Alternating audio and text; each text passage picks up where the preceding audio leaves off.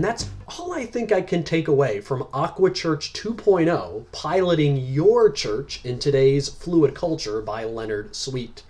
Aquachurch 2.0 had fairly good reviews online. It sold enough copies to make it into an updated second edition printing, hence the name 2.0. So I assume there'd be a lot of great stuff for me to take out of this book. I was really looking forward on how I should be leading my church in our 21st century world. But all I could think while I was reading this book was, maybe I was born in the wrong century.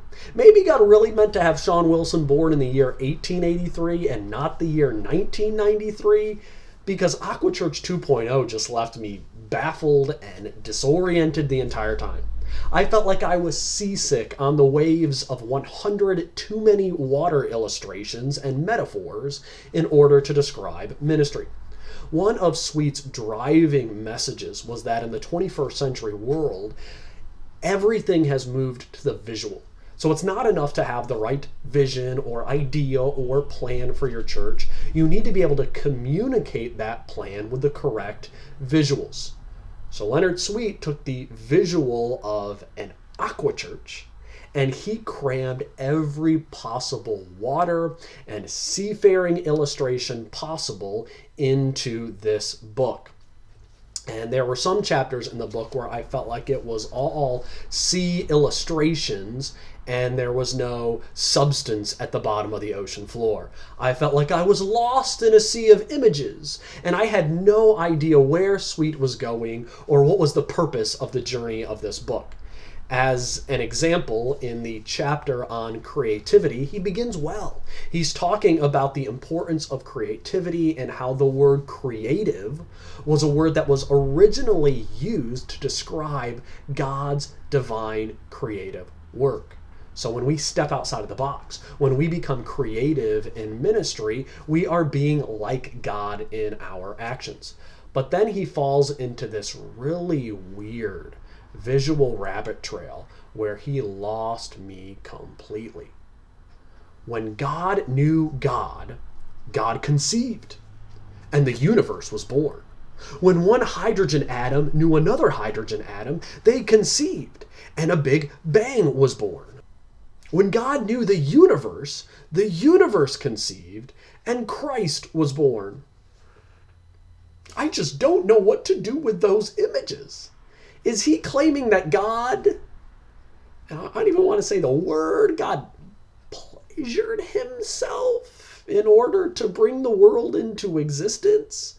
And what does it mean when he says that God knew the universe in order to conceive Christ? That sounds a lot more like pagan polytheism than it does Orthodox Christianity. And this book is filled with these mind-stretching images that made me just want to take my Kindle and hit myself in the head with it. Not to mention there were cheap throwaway lines in it, such as, "The free market frees the rich but exploits the poor."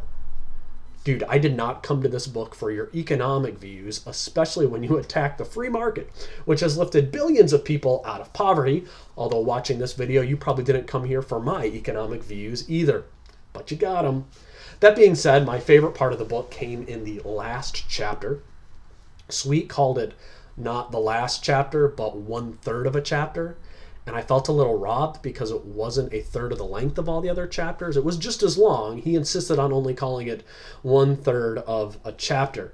And if it doesn't make any sense why someone would do that, well, that's Aquachurch 2.0 for you.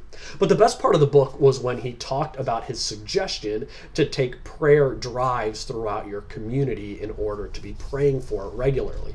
And I'm someone who takes prayer walks outside my church to pray for my community, but in the midst of the deep south, the heat can be brutal here in the summer, especially when that humidity goes through the roof, and it puts a major drain on me to take those walks. And so I think I'll take up prayer drives next summer to help me through those hot months and continue to be in prayer for my community.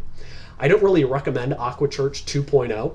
I'm not sure who I would encourage to read this book. If you're looking for a good book on growing your church and on leading your church, I would encourage you to read David Murrow's Why Men Hate Going to Church, and also pretty much any book by Larry Osborne. He's excellent on writing how to lead in a church today.